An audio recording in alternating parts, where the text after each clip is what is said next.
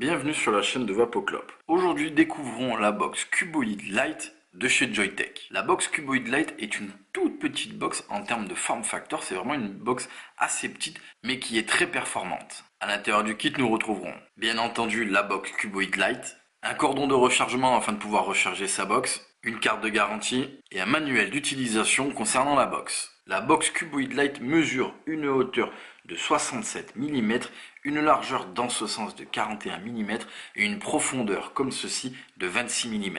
Elle est bien sûr disponible en plusieurs coloris, à savoir le rouge, le jaune, le noir, couleur silver et en violet. Elle pèse un poids approximatif de 143 grammes et a une batterie intégrée de 3000 mAh. 3000 mAh, c'est vraiment pas mal. Elle a, ici on le voit en façade, un écran couleur de 1,45 pouces. Elle est capable de faire du wattage entre 1 et 80 watts. Elle a également le mode bypass. Le mode bypass, ça veut dire qu'on va passer sa box en mode mécanique, c'est-à-dire qu'elle enverra juste la tension qui lui reste en termes de batterie, mais en gardant les sécurités d'une box électro. Elle fait également du contrôle de température en NiTi et stainless steel, mais également le mode TCR. Le mode TCR est un mode de contrôle de température avec des fils autres que le NiTi SS qu'il faudra programmer soi-même. Elle accepte les résistances entre 0,05 et 1,5 ohm en termes de mode en contrôle de température en mode TCR. Et elle accepte les résistances entre 0,1 et 3,5 ohms en mode power, donc en mode watt, et en mode bypass. Le contrôle de température peut s'effectuer entre 100 et 315 degrés Celsius ou entre 200 et 600 degrés Fahrenheit. Également, grâce aux cordons de rechargement, c'est ce qu'on appelle les cordons de rechargement QC pour Quick Charge. Ça veut dire qu'elle va recharger très rapidement et la box est faite pour ça. C'est un Quick Charge à 2 ampères. En termes de sortie d'ampères, elle est capable de supporter jusqu'à 30 ampères de décharge. Et ça, c'est vraiment pas mal. Au sommet, on le voit, on a une connexion type 510. En façade, bien entendu, l'écran. Sur le côté, on le voit, on a une connexion micro USB afin de pouvoir recharger la box. Ici, en façade, on le voit avec le reflet, on a un bouton plus, un bouton moins. Et ici, sur le côté, on a, comme on dit, une sorte de Fire gâchette. Ça veut dire qu'on a tout un pan de la box qui sert de bouton Fire. Et enfin dessous, nous avons des trous de dégazage en cas de problème avec l'accumulateur intégré. Et on le voit en tout petit ici, on a un bouton Reset. Ça veut dire que si on le souhaite pour diverses raisons, on n'a plus qu'à appuyer sur ce bouton et la box se réinitialise comme si elle sortait d'usine. Ici, pour démarrer la box, je vais cliquer 5 fois sur le bouton Fire et la box démarre. Pour l'éteindre, je réitère l'opération, je clique 5 fois et la box s'éteint. Également, petite précision, la box Cuboid Lite est upgradable. Ça veut dire que à l'intérieur, le système peut être upgradé et on peut bien entendu aller sur le site de Joyetech pour télécharger le firmware le plus récent. Ici, je démarre ma box. Une fois ma box démarrée, comme on peut le voir, l'écran est vraiment large et très lisible. Ici, pour entrer dans les différents modes, je vais cliquer 3 fois sur le bouton Fire. Et on le voit, le mode commence à clignoter. Ici, Power. Si je continue, je peux passer donc avec le bouton sur la gauche. On peut descendre ici au niveau des ampères. On peut revenir ensuite au niveau du Power. Si je clique de l'autre côté, tout simplement, je bascule de mode. Là, je suis en bypass. Ici, en horloge toute simple. Ensuite, je passe en contrôle de température en NI. Ensuite, je passe en contrôle de température TCR. Quand je suis dans les contrôles de température, je vous l'ai dit, il y a d'autres modes que le NiTi SS. Il me suffit de cliquer ici à gauche. On le voit, le NI commence à clignoter et je rappuie sur la droite pour basculer dans le NiTi SS. Même chose, ici je clique à droite, on le voit, c'est le power qui vient de clignoter et je vais pouvoir régler les watts de départ en termes de contrôle de température. Ici en mode TCR, même principe, je vais cliquer ici sur le bouton à gauche, je passe en M1 et je peux continuer comme ceci, M1, M2 et M3. Pareil, je vais recliquer ici sur le bouton de gauche et automatiquement je passe en mode Power et je vais pouvoir régler les watts de départ en contrôle de température TCR. Ici pour régler les degrés, comme vous le voyez, il me suffit d'appuyer sur le bouton plus et le bouton moins. Et comme vous pouvez le voir, ici je suis en degrés Celsius. Pour passer au degré Fahrenheit,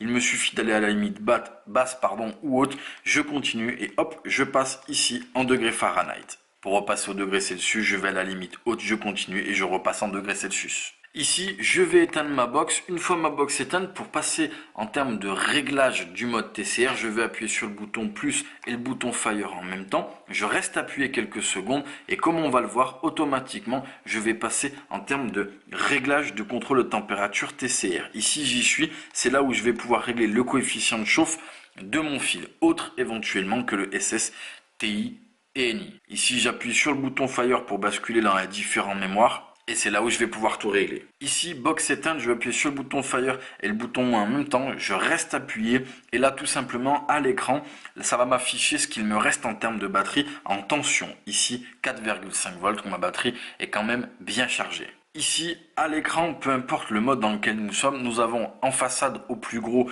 bien entendu, le mode dans lequel nous sommes. Dessous, nous avons, en fonction de là où nous sommes, l'affichage de la puissance, les coils, les ampères. Et ici, on le voit, on a une toute petite batterie qui est tout simplement le témoin de charge. Mais également, vous le voyez ici en cercle, on a un trait vert qui est aussi la charge de la batterie. Quand on va l'utiliser, le vert va descendre comme ceci. Et quand on arrive au bout, c'est qu'on n'a plus de batterie. Ici, écran allumé, je vais appuyer sur le bouton Fire et le bouton plus en même temps.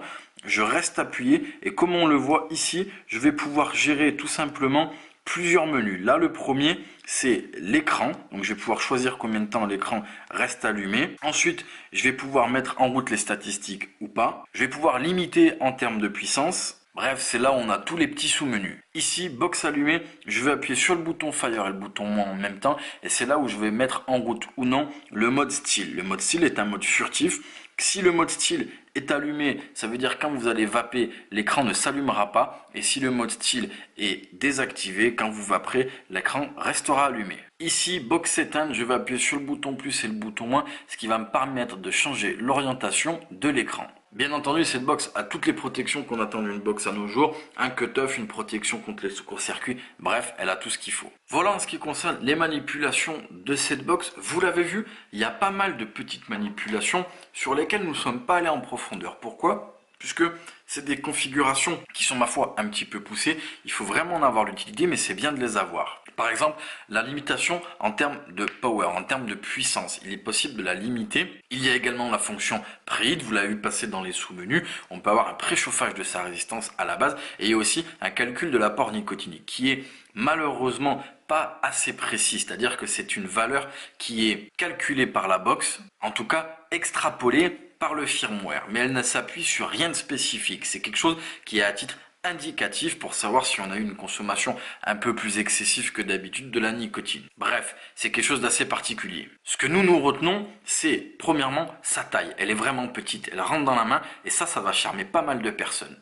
Deuxièmement, le quick charge, c'est-à-dire qu'on peut recharger sa box quand même très rapidement. Les fonctionnalités, on peut faire du bypass, du power, du contrôle température et du TCR. C'est vraiment le minimum qu'on attend d'une box à nos jours, mais au moins elle les a. Également possibilité d'upgrader le firmware, ça c'est pas rien parce que souvent on a peur que les box deviennent obsolètes assez rapidement et ce ne sera pas le cas avec celle-ci. Elle a également toutes les protections d'une box qu'on attend à nos jours et mine de rien, malgré sa petite taille, elle a 3000 mAh, c'est vraiment pas mal. Son gros écran là en couleur est vraiment très agréable à lire. Bref, elle a beaucoup de qualité. Cette box peut s'adresser, à mon sens, à des gens qui sont dans la vape en termes de débutants, mais aussi des gens avancés, avec pas mal d'atomiseurs qui rentrent ici, pour le coup, puisqu'on a un diamètre dans ce sens-là de 26 mm, donc pas mal d'atos rentrent sur cette box. On a quelque chose de petit, mais qui va durer assez longtemps en termes de batterie et qui vraiment est performant. Cette box peut charmer beaucoup de vapoteurs.